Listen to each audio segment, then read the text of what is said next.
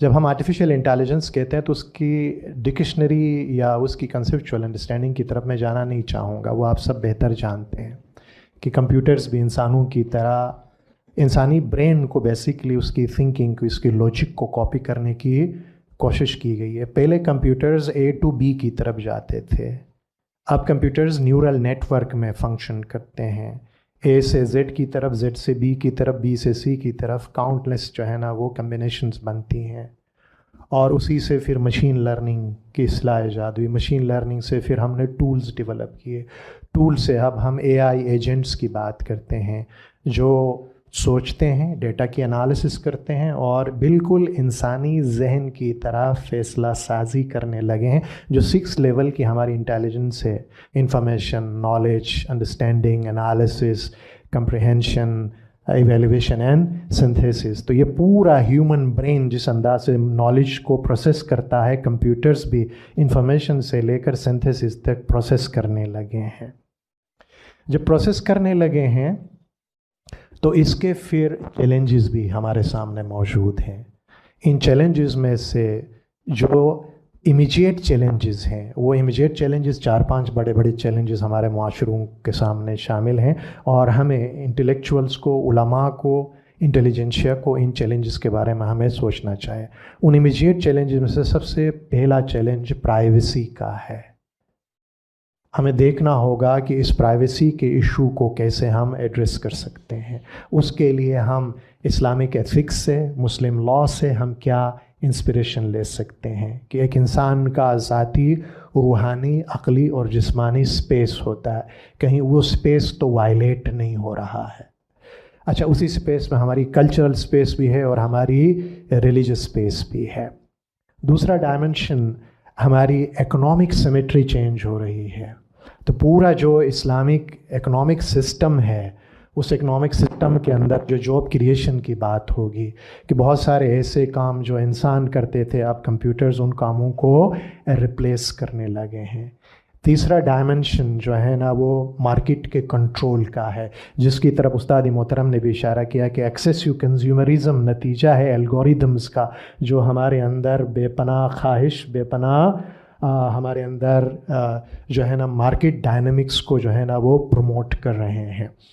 اچھا، safety and security, جو مقاصد شریعہ کے اندر جان کی حفاظت، مال کی حفاظت، عزت کی حفاظت، یہ تمام چیزیں پرائیویسی کے ایشوز ہیں، یہ تمام چیزیں آزادی کے ایشوز ہیں، یہ تمام چیزیں سیکیورٹی کے ایشوز ہیں. اور ہمارے پاس ایک آلریڈی فریم ورک موجود ہے. اس وقت 4-5 بڑے بڑے فریم ورکس کام کر رہے ہیں. اس میں سے یورپین یونین کا فریم ورک ہے، یونیسکو کا فریم ورک ہے ہمارے ساتھ، یو ایس کا فریم ورک ہے. اس کے بعد کارپوریٹ اے آئی فریم ورک ہے، جو گوگل، میٹا اور دوسرے فریم ورکس اے آئی کو ریگولیٹ کرنے کے لیے استعمال کرتے ہیں. اور جو چوتھا فریم ورک ہے جس کے اوپر ابھی OIC نے بھی کام شروع کیا ہے، آرگنائزیشن آف اسلامک کنٹریز نے بھی، کہ اے آئی کو کیسے ہم پہلے تو ریگولیٹ کریں، دوسرا اس کو جو ہے نا پروموٹ کریں، اس کو روکنا نہیں ہے. اے آئی کے جہاں ہم جب بھی اے آئی کی بات ہوگی تو ہم سب بیٹھ کے رونا روتے ہیں، اس کے نقصانات کی بات کرتے ہیں. اے آئی ریولوشنلائز کرنے والا ہے، انسانی سماج کے اندر انپریسیڈنٹڈ ڈیولپمنٹس ہونے والی ہیں. اے آئی کے 10 لیولز ہیں اس وقت جو انسانی اے آئی کے اندر ڈیولپمنٹ ہوئی ہے. ہم وہ 4تھ لیول پہ ہے جس کو جنریٹیو اے آئی کہتے ہیں. جنریٹیو اے آئی کے بعد جو اگلا لمحہ ہوگا، جس کی پریڈکشن 2030 سے لے کے 2045 کے درمیان ہے، جس کو ہم سنگولیرٹی کہتے ہیں، کہ جہاں پہ آرٹیفیشیل انٹیلیجنٹ سسٹم آگاہ ہوں گے، اویئر ہوں گے.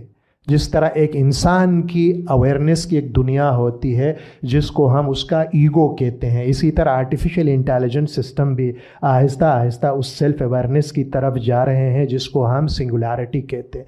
جب یہ سنگولیرٹی کے سٹیج پہ پہنچے گی تو پھر لانگ ٹرم جو چیلنجز ہمارے سامنے ہیں ریلیجس کمیونٹیز کے سامنے، سب سے پہلا چیلنج ہمارے خود انسانی ذات یا شعور کے حوالے سے ہمارے جو کلاسیکل ایزمپشنز تھے وہ ایزمپشن چیلنج ہوں گے.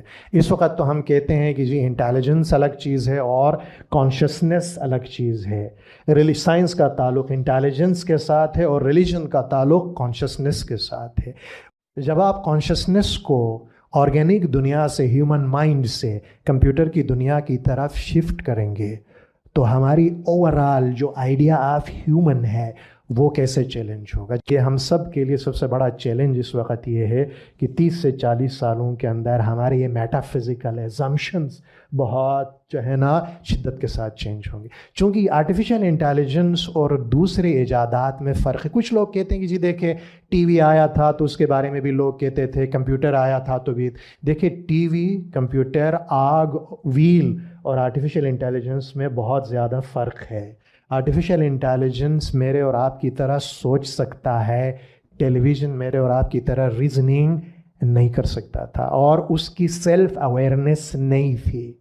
تو اس وجہ سے اس وقت جب سیلف اویئرنیس کی طرف جائیں گے تو خود ہیومینٹی کی اپنی فیوچر, ہیومینٹی کی بقا کے ایشوز بھی ہمارے سامنے نکل کے آئیں گے. میں ڈاکٹر یوول نوے ہریری کی ایک گفتگو میں آپ کے سامنے کوٹ میں رکھ دیتا ہوں, جو وہ کہتے ہیں کہ جو حالت گاڑی کے آنے سے گھوڑوں کی ہوئی تھی, وہی حالت آنے والے 20 سے 25 سالوں میں آرٹیفیشل انٹیلیجنس کے آنے کی وجہ سے انسانوں کی ہونے والی ہے. وہ جاب سے لے کر, وہ تھنکنگ سے لے کر, سسٹم سے لے کر, وہ کہتے ہیں گھوڑے تو وجود رکھتے ہیں لیکن وہ کسی کام کے نہیں ہیں. تو ہمیں اپنی جنریشنز کو اس آرٹیفیشل انٹیلیجنٹ دنیا کے لیے تیار کرنا ہے. اس آرٹیفیشل انٹیلیجنس دنیا میں بڑے بڑے جو ایشوز ہوں گے وہ آزادی کے ایشوز ہوں گے, وہ پرائیویسی کے ایشوز ہوں گے, وہ اخلاق کے ایشوز ہوں گے, وہ معنی کے ایشوز ہوں گے, میننگ میکنگ کے ایشوز ہوں گے. جب بہت سارا کمپیوٹر, آپ کے بہت سارے کام کمپیوٹرز کریں گے تو پھر آپ کیا کریں گے؟ آپ کی زندگی کے اندر میننگ کا تعین آپ کیسے کریں گے؟